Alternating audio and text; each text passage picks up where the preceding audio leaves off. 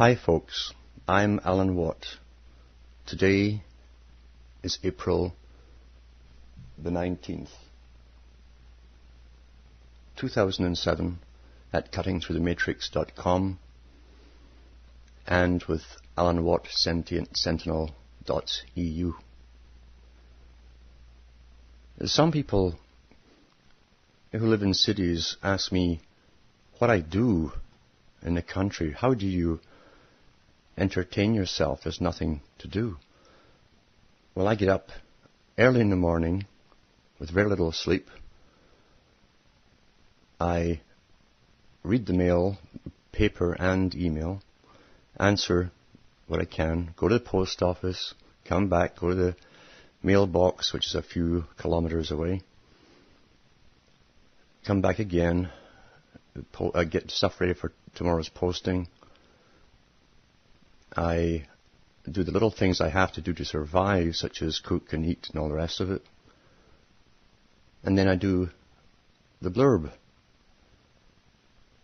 And by the time I'm finished the blurb and making sure all the sites are up and running, it's going to be 1 or 2 in the morning sometimes, quite easily.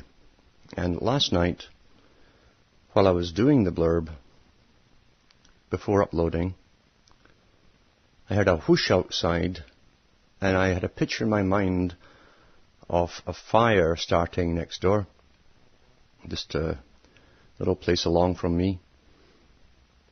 So I paused the blurb and went out to look, and sure enough, there's a wall of flame shooting across next to the railroad tracks coming my way.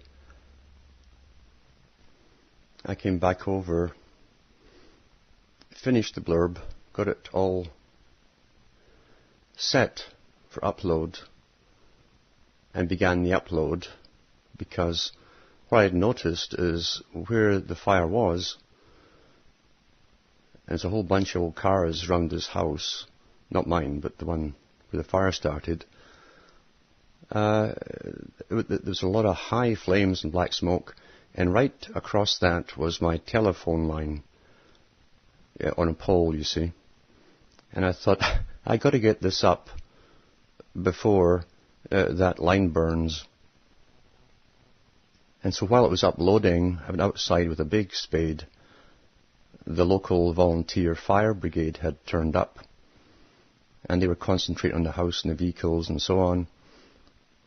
And I began beating out all the fire and the brush along the side of the track that was coming my way. And that took a long time to do. Then I came back in, made sure that everything was up.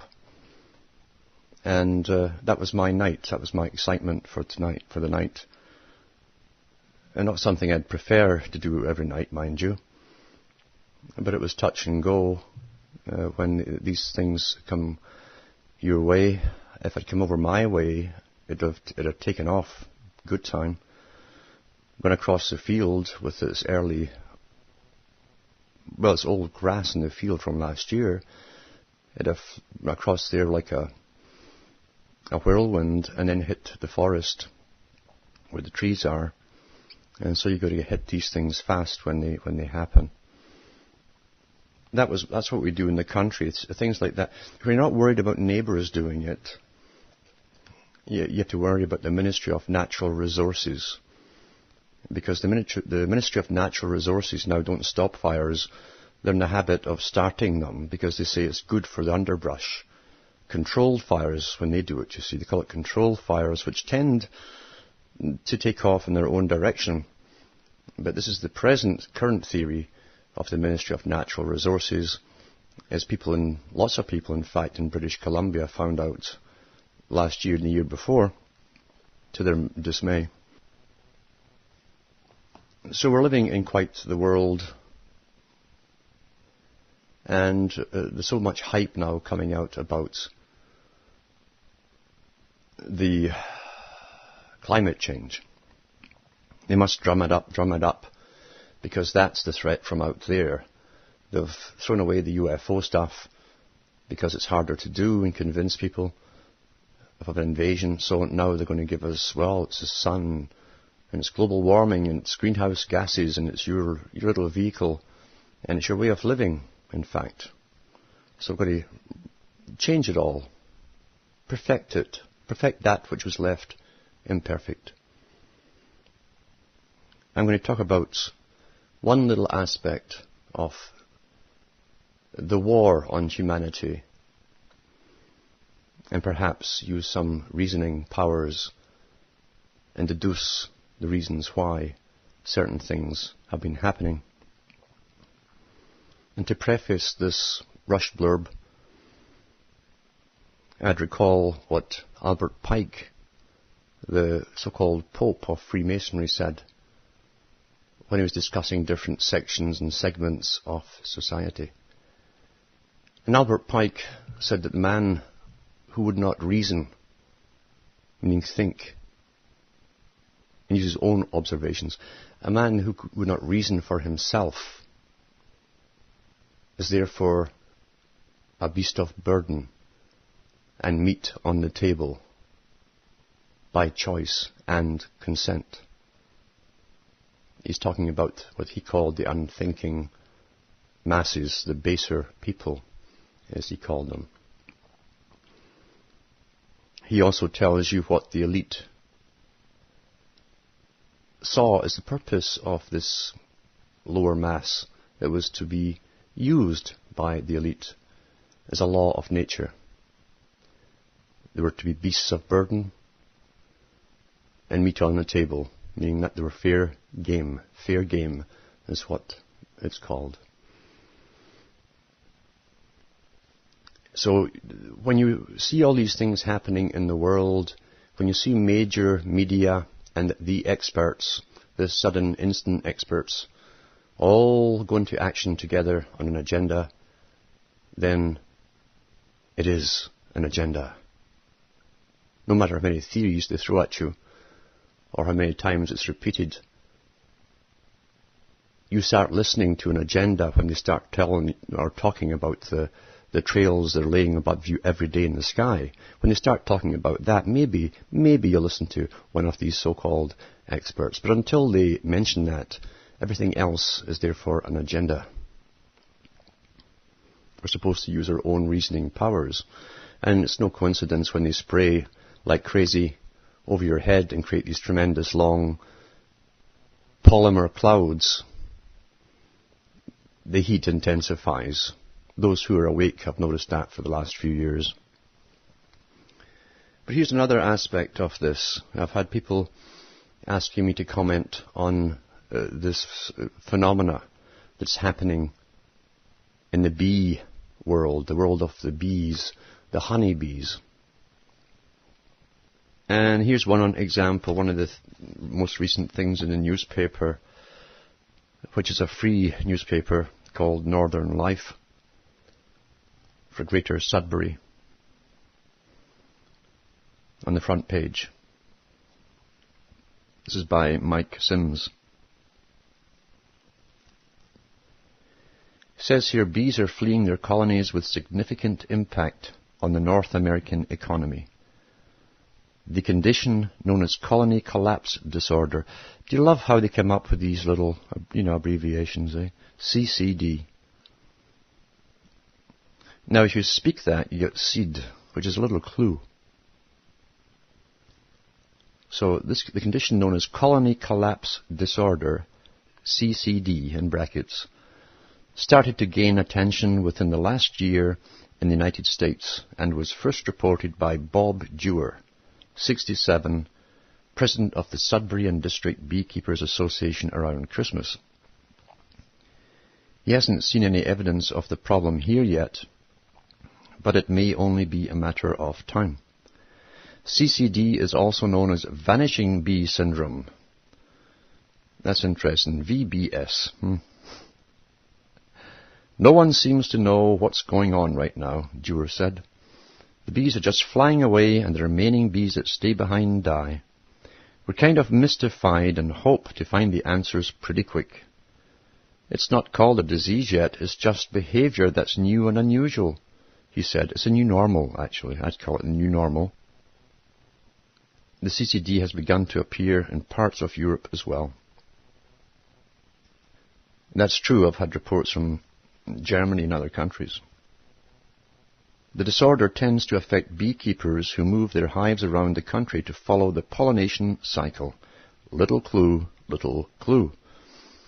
But this type of activity has been done for years, and there's no reason for the bees to leave because pollination is paramount to their survival, Dewar added. That's also a little clue.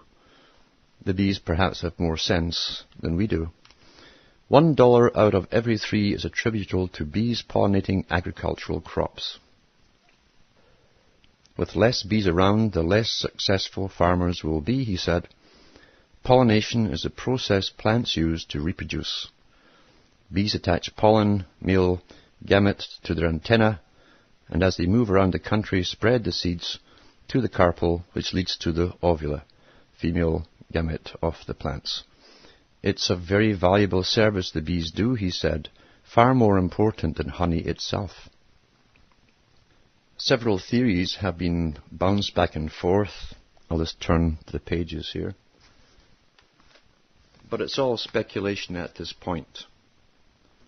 This is page 6 of the same newspaper. Northern Life, Wednesday, April 18th, 2007. It was published. Theories such as an invading insect species, genetically modified food, or global warming are considered possible causes for this strange behavior. A retired high school teacher, Dewar has been an apiarist for the last 10 years in Lively. Apiarist is a little-known official term for beekeepers. His passion for beekeeping involves housing the bees in their natural habitat and the hive, with honeycombs encased in 2 feet wide rectangular acrylic frames. The bees create honey in the same way as a normal hive, only this way humans can harvest a honey crop. The beekeeping season begins when temperatures reach 10 degrees Celsius. At its peak, the hive will house more than 60,000 bees in summer. During the winter, the bees starve and the number of bees will drop significantly to 10,000. Bees have an average lifespan of more than 5 months in the winter, but less than 5 weeks in the summer. They, the worker bees, literally fly themselves to death, Dewar said. The Sudbury Beekeepers Association began in 1970 and currently has more than 30 members. The members will meet tonight for the regular monthly meeting at Low Ellen Park Secondary School on Lois Road. The meetings are open to the public in room 210-214. So they're going on about what's happening with the bees, not just taking off or dying, but actually leaving. They're leaving the hive.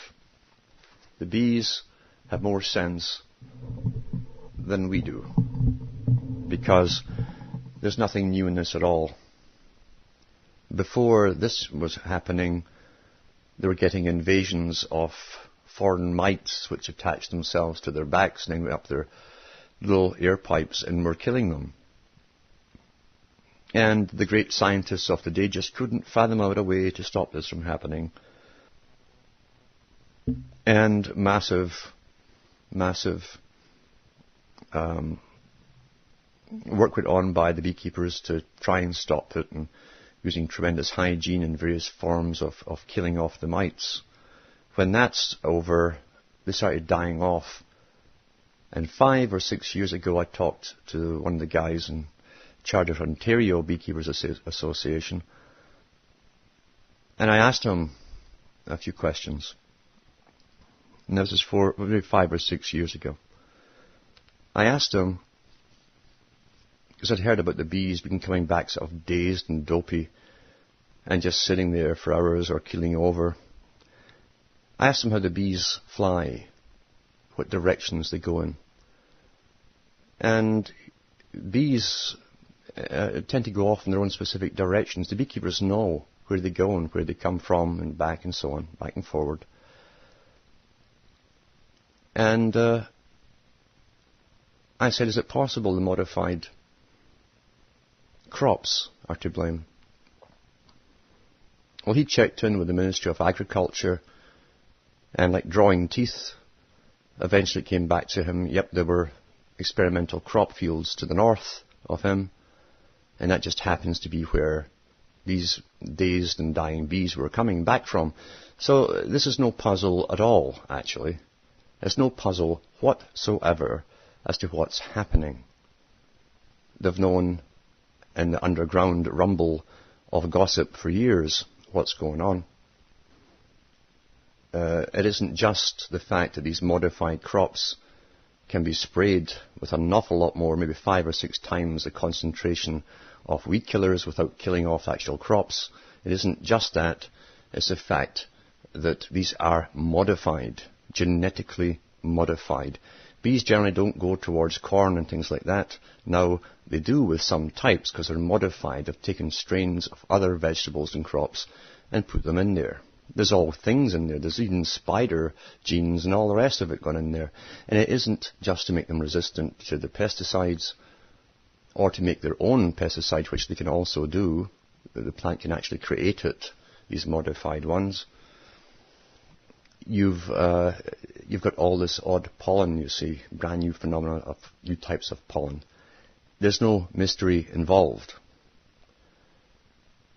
Now, Canada was the first country to mandate a pact between the government and the big agri-food businesses to introduce modified vegetables and corn to the public without the public's knowledge. It broke out in Canada only because Tony Blair, while he's flapping his arms around with those Oxford Debating Societies type of ritual that he goes through for emphasis, was trying to mandate that the British public should eat all the modified foods. Now, people instinctively, intuitively said no, but they're getting it anyway, you see, because it's a mandate, and it's not just to make better, bigger spuds, potatoes or leeks or anything else. There's more to it than this, obviously. You are what you eat. And if they want dumb, stupid, sick people, that's what we'll become. Especially for the changes they have lined up. They don't want an intelligent, fit population during the changes that we must go through, according to the other mandates. And it broke out in Canada because Tony Blair was trying to put it through in Britain. And the big NGOs in Britain, non-governmental organisations, were protesting it, and that's when it leaked out from the NGOs who'd done their investigation that the Canadian government had made these secret deals to grow it and test it, introduce it into the food supply, and basically study the populations. As we got sick and all the rest of it, you see. And that happened at the same time as Ottawa. The government in Ottawa had just put a central computer in. It was in the papers at the time. That would collect all Canadians' data on spending and health and all the rest of it. And it's easy to do in a socialist system where government... socialism really is fascism. It's government corporations combined with the object of keeping an economy going and keeping everybody, the workers, in place. So they have tremendous data collection. Well, they put a supercomputer in Ottawa to collect everyone's data. And there was a little fuss in the papers about it, saying what power it would give a single person to have access to all that data on every Canadian from coast to coast. And so the government solved the protestation by making 2 computers handle it, you see. That was their answer to it. And I think it was also to do with the monitoring from all hospitals and doctors and so on and pharmacists of new symptoms that would be cropping up with the modified food and with all this spraying that's going on as we're getting doused, just like the crops, we're getting doused with spray every day, for anyone who cares to look. The spraying, by the way, will eventually be propagandized into our heads that it's for our own good, they're going to save us from global warming. Whenever they do mention this in the future, that's the excuse they're going to give you. Remember old Bernard Baruch, who advised so many presidents. He says, for everything that happens in public life, he said, there's always a very good reason. And then there's the real reason. And that's how it always is. So the bees were not the first to be affected.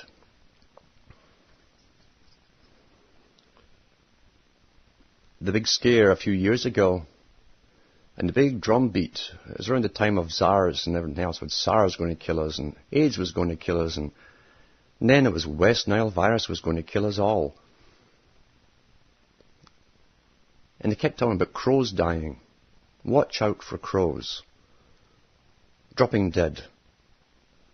And notify the Ministry of Natural Resources and all the rest of it. Well, anyone who has a garden will know that when young shoots come up, you're always chasing away the crows. They're the first ones in there. They're like the young, tender shoots. And guess what? They're eating the modified stuff. That's why it was primarily crows that were dying off with the supposed West Nile virus. That's all you heard about was dead crows being found. Crows, that's why we have scarecrows in fields. For hundreds of years they've been called scarecrows because it's the crows that come in to get the young shoots. Wow.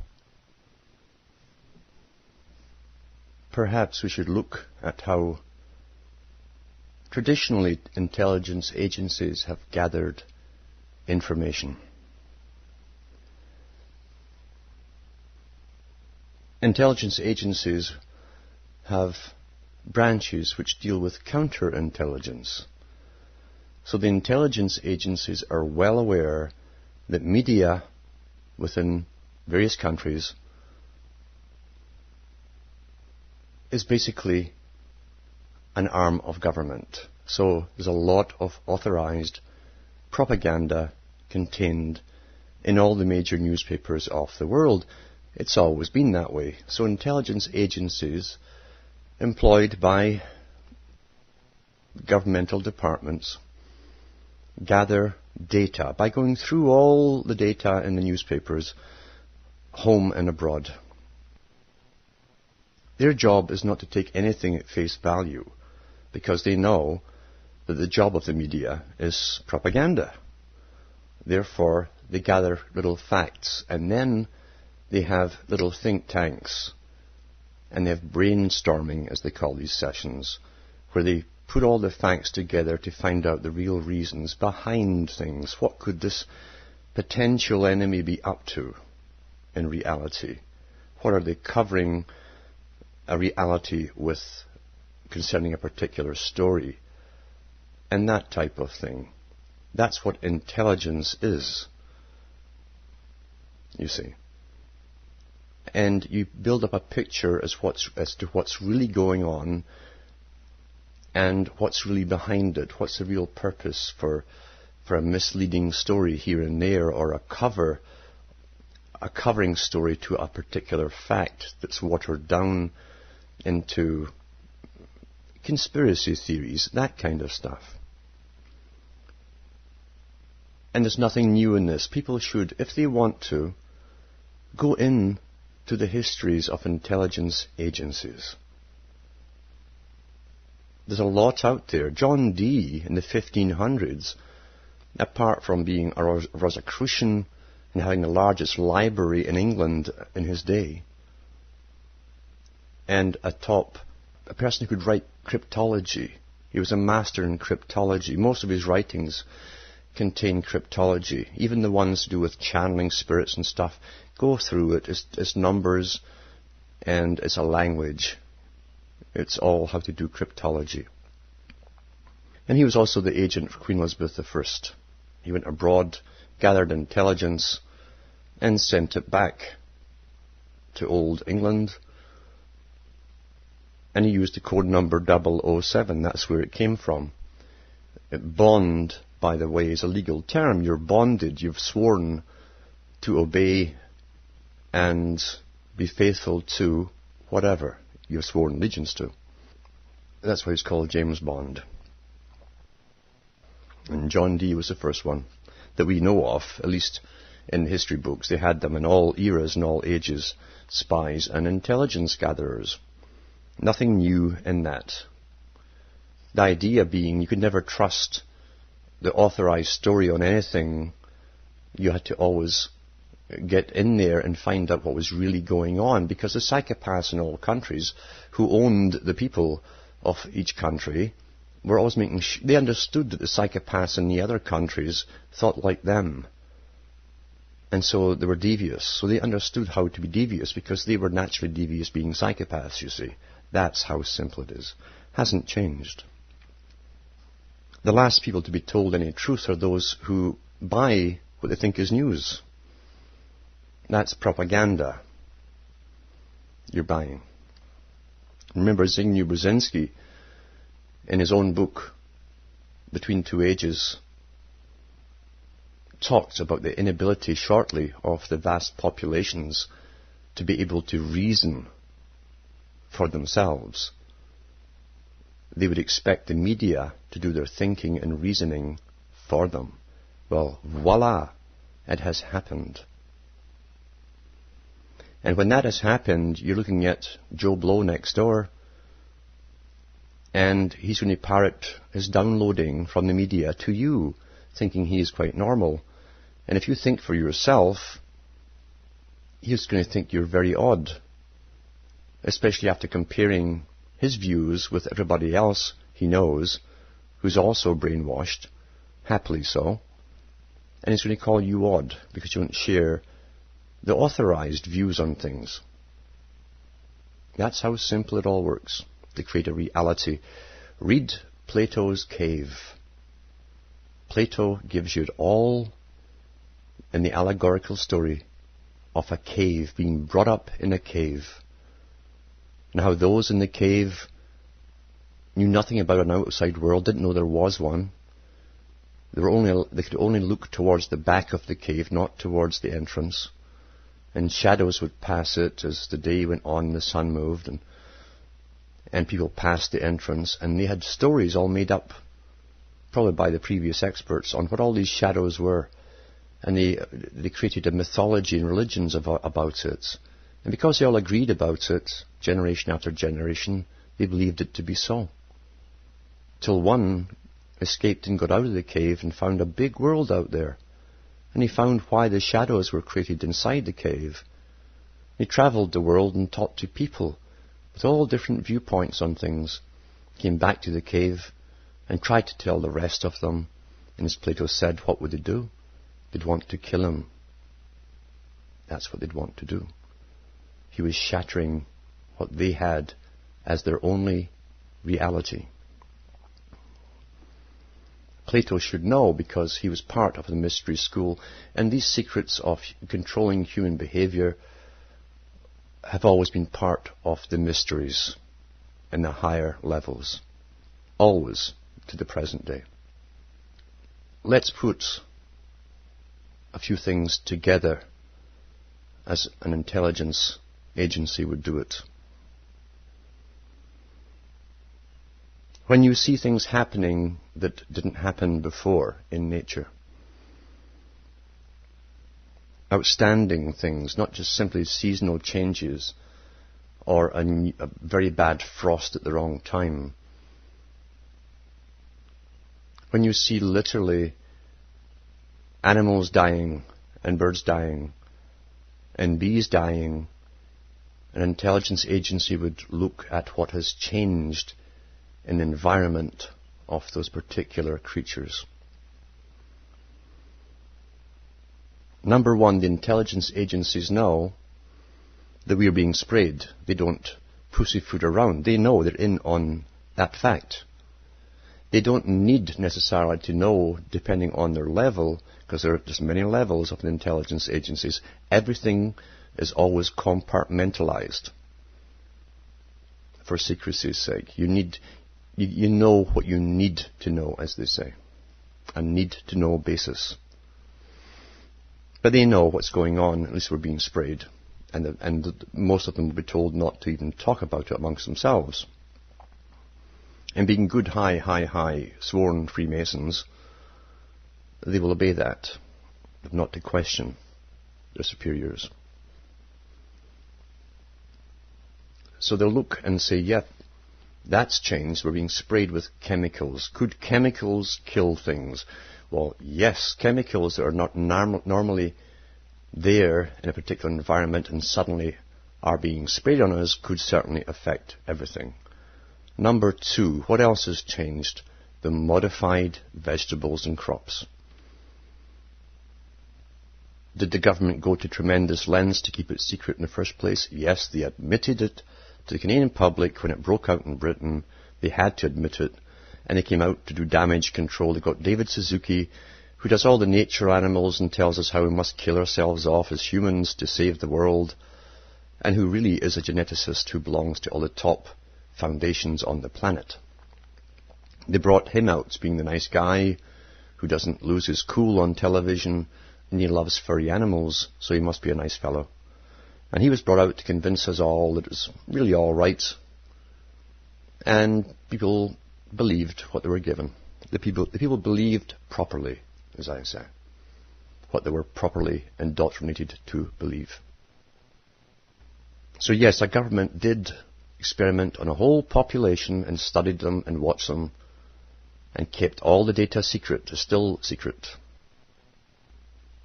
Would they know what's going on? Of course they know what's going on. Who pays all the biggest scientists and all these investigative scientific groups to do their investigations? Well, the government pays them. They live on grants from the government. When they're told to do an investigation, they hand it to governments. And when they're told to keep quiet about it, they will keep quiet about it. When they're told to lie about the findings, they will lie about the findings to the public. That is the real world. But let's go further than that. Let's look at what's been made available to the public. One good book to read,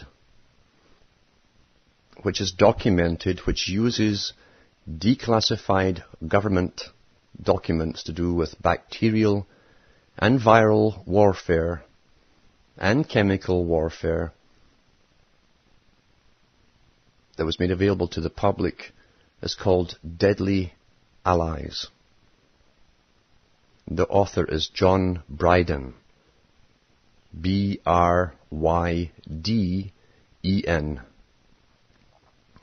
a Canadian author who used to work for the Toronto Star. He goes through the process of World War II, which is a good way to understand the techniques of warfare. He discloses the documented facts to do with Canada's role as a leader in bacterial and viral warfare. It led the world. And it didn't stop with World War II, or begin with World War II.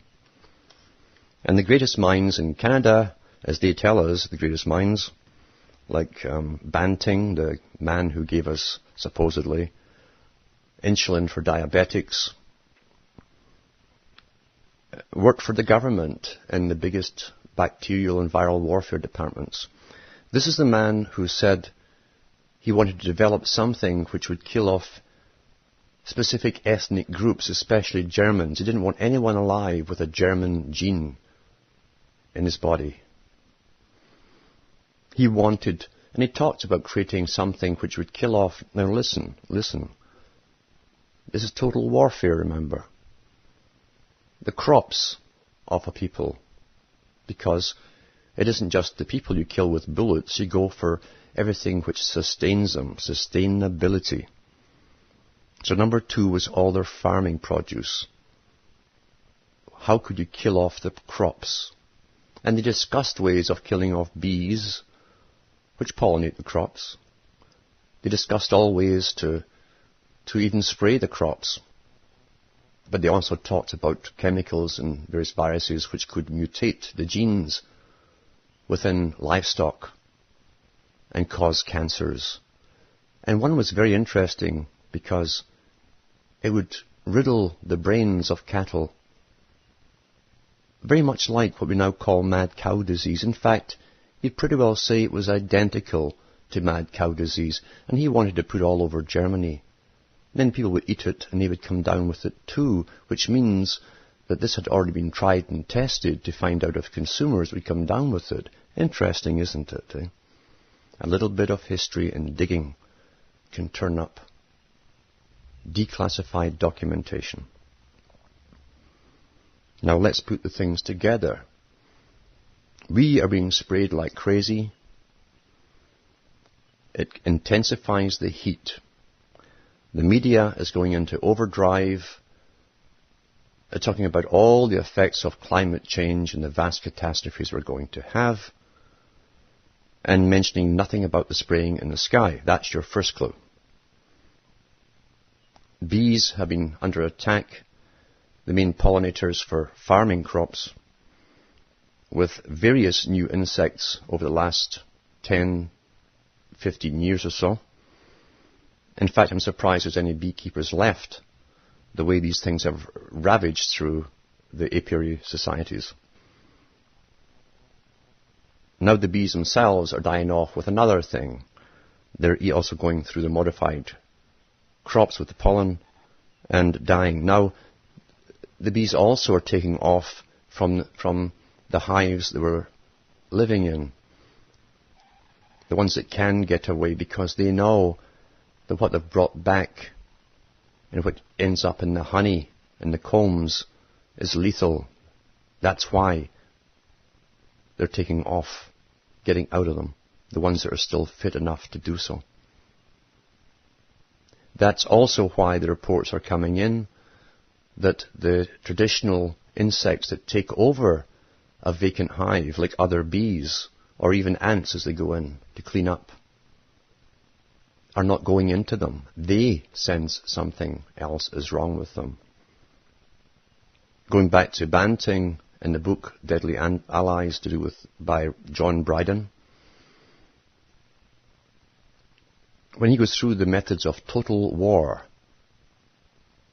start seeing total war, because the war for the New World Order, and it's in the Council on Foreign Relations' own magazine, The New World Order, I've got the issue here, thanks to someone who sent it to me,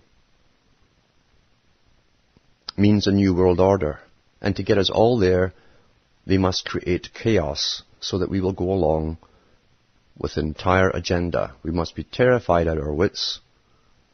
We must be then programmed with a propaganda which will explain why we must change, and we'll believe it all is propaganda.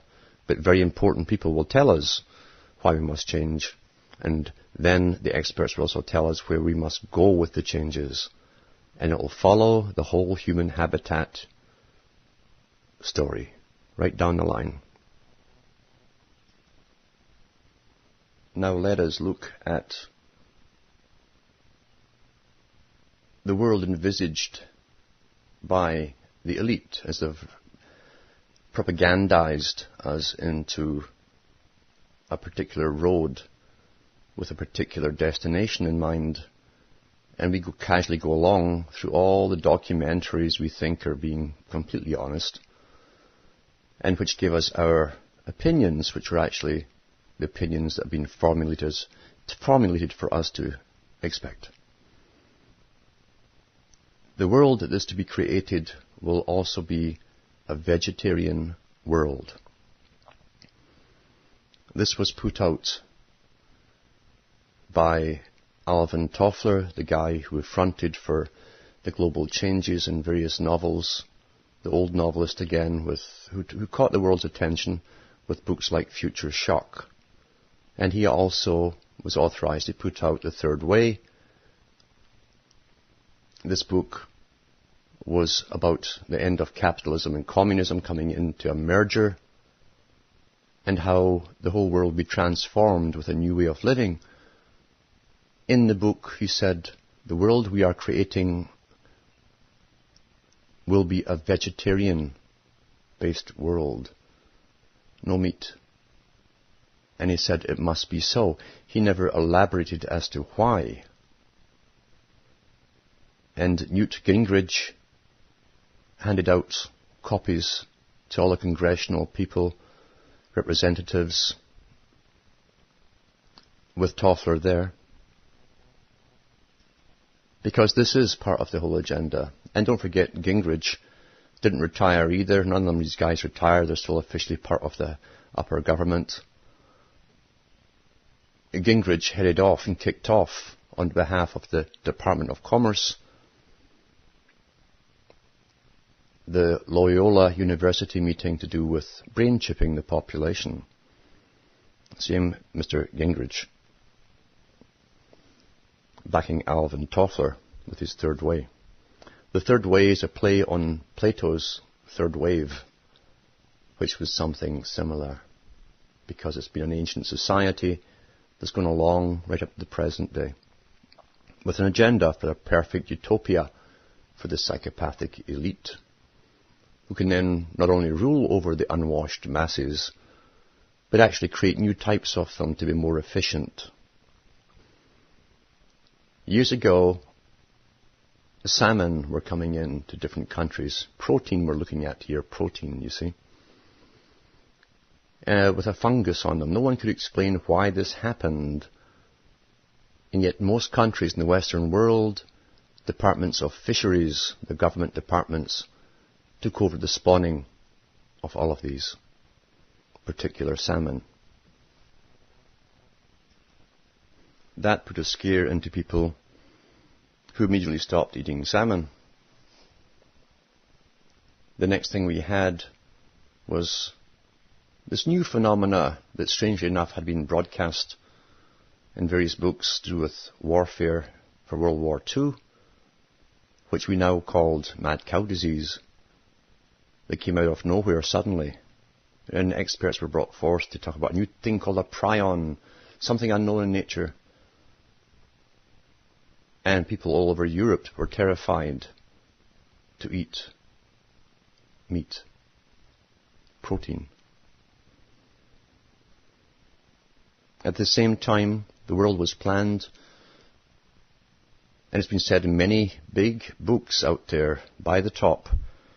Remember that farmers were not responsible enough to take care of the food supply. Therefore, the big agribusinesses would take over. The big fascist organization, even though they say there's 5 of them, there's really only 1. And that's what we're seeing. So the crops were the next thing they were working on at the same, well, they were working on at the same time, in secret. And they didn't bring the top scientists and geneticists in, as I say, to make better carrots and potatoes and bigger ones. They brought them. Why did they go so much trouble to put 200, 300 or more different variations of genes into a particular potato or carrot or cabbage or corn or anything else? They knew the effects that they were after. They knew that plants are the oldest things that produce drugs, for instance. Look at the poppy. And who controlled the poppy for a long, long time? Well, India and those parts of it. And then the British government had the Department of Opium. Orwell's father was in charge of it at one time. That was located in Burma. How long has India been ruled by a caste system, which gave them what we now call the New Age religions, where nothing is real, nothing matters. It's all illusion. And they had a lot of people, millions and millions of people, basically working as peasants, trapped in a religion like that with no escape, and who were also conditioned to be vegetarian, lack of protein. Couple that with Malthus's doctrines of diets for plantation workers. All the documentation has been done hundreds of years ago on how to keep people dumb and stupid, and what will bring down the intellect and reasoning power of the average individual. We're seeing all the warfare techniques which have been published, practiced now on the whole world. Diseases, again, read Deadly Allies by John Bryden, and just see what they were capable of doing. This is declassified stuff, and it won't be all of it either. That's what's been declassified to the public. They were way ahead with viral warfare, creating new types, and bacterium in World War II.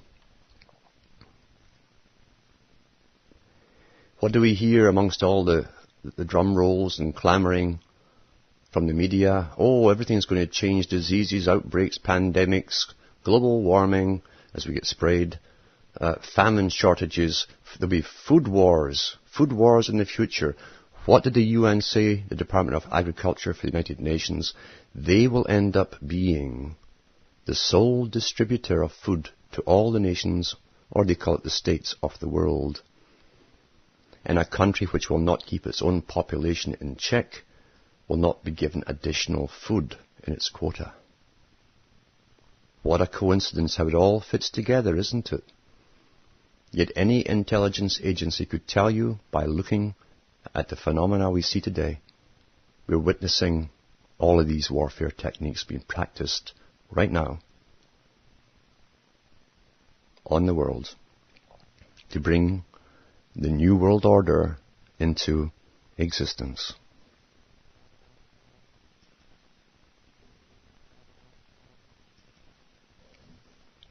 I'm going to pop now to Carol Quigley, the historian for the American branch of the Royal Institute of International Affairs, the American branch being the Council on Foreign Relations, an organization which most journalists, all the major ones, TV, newspaper, magazines are members of, but you can't ask to join. They study you, and if you're very good and can keep secrets, you may be asked to join. Because it's not for the public to know the real purposes behind things, you see. And Quigley, who was also a historian for the Council on Foreign Relations, in his book, Tragedy and Hope, and the Anglo-American Establishment, excellent book, that gives you the special relationship between the US and Britain that Mrs. Thatcher talked about so frequently, and gives you the real supplementary history over the last few hundred years leading up to this global agenda. This is a professor. He was never accused of being a conspiracy theorist. No, he was an authorized professor who advised government departments and the State Department of the US, who wrote about it in his own book. And he talked about one technique that was used by the Royal Institute of International Affairs top members who owned all the news media, he claims and said himself, during World War II, who wanted the war with Germany. And he said they sat round a table, the top members, with the top politicians, and said, how do we motivate the British public into going along with a war? Because the first thing you must do, apart from hide the truth, because truth is the first casualty of war, the next thing you must do is to motivate the people and get them behind you on your agenda. And they decided to terrify the public by lies of what the Germans had planned to do to the British people. And they thought that they would all in unison, all these apparently different newspapers, which gives appearance of, well, it can't all be unified, surely. There's all different papers are saying the same stuff at the same time. That's how it's done, eh? And they decided that they would say that Germany had millions of gallons of the most toxic gases that were going to spray all over Britain, kill everybody. And they had so much, a tremendous air force, vastly outpowering every country on the planet. And they could carpet bomb the whole of Britain. And to make this more real, they got Path News and all the biggies in on it to do these propaganda films. They didn't have television then for the public, so they gave them propaganda films in the cinema, as they call it, or Aminis backwards. And they had guys digging trenches around London, and the king at the time was brought in on it too, to give little speeches about it, how we must all pool together to fight the common enemy that was going to kill everyone with all this massive machinery and overpowering force, etc. And Quigley himself said they fudged and lied completely with all the statistics because they had to terrify the public first. Remember this? Terrify. Terrify is the first step to getting the public to demand that the government do something. And all of the ditch digging and stuff and nonsense that they did was just that, was nonsense. And everybody in Britain was issued a gas mask to bring it home to them. This is real. Ooh. And they had to carry their gas masks in little satchels all over the country when they moved or went to work and so on. To get you in the war mode. It's important you get into the war mode and be terrified. You've got to look at the strategies to get people into war, so that you don't get stampeded into the next thing. It's already happened with the whole Middle East, with weapons of mass destruction, over and over and over. There's nothing new, you see, in the psychopathic mind.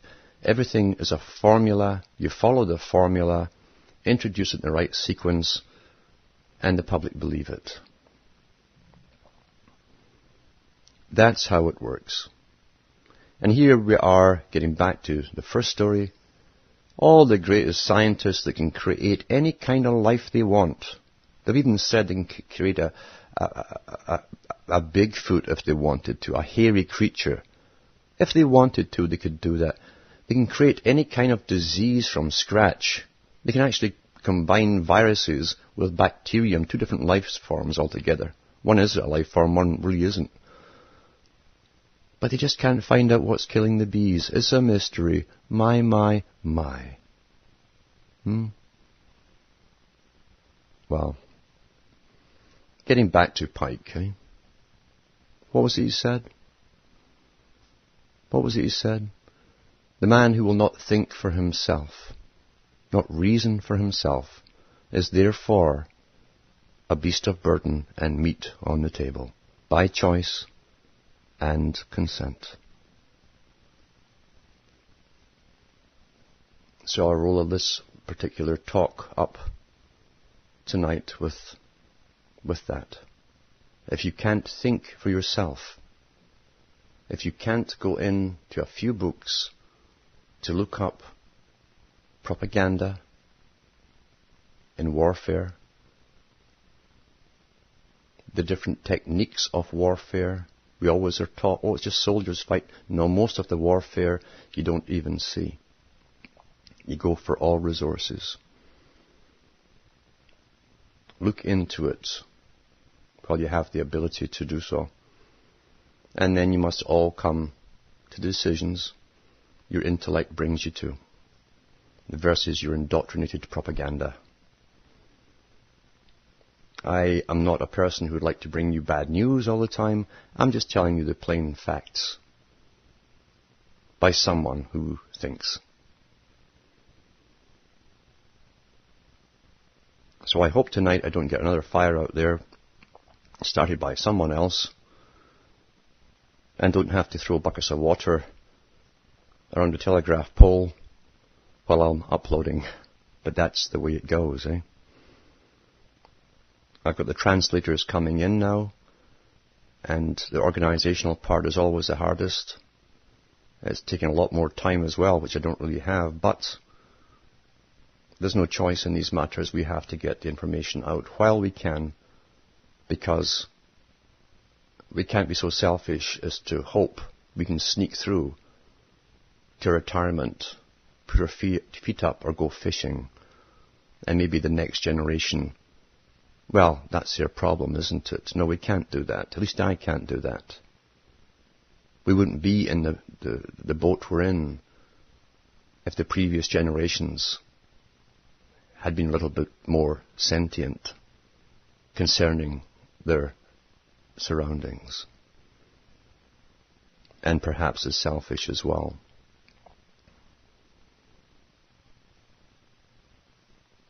For myself and Hamish the dog,